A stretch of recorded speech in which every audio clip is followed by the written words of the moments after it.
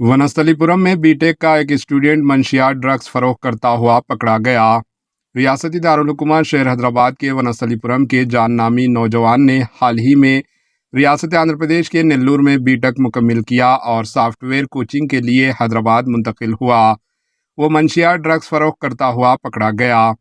Excise police ने Sushma theatre के करीब चेकिंग के दौरान ताहम मुश्तबा तौर पर घूमने वाले नौजवान जान से 7 ग्राम MDMA मंशियात ड्रग्स बरामद करके कब्जे में ले लिया।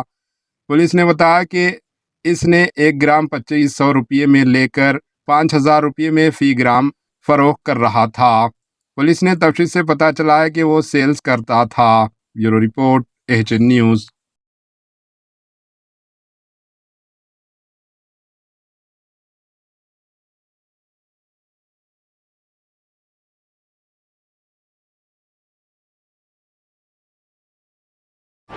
AHN न्यूज़ को लाइक करें, शेयर करें और सब्सक्राइब करना ना भूलें।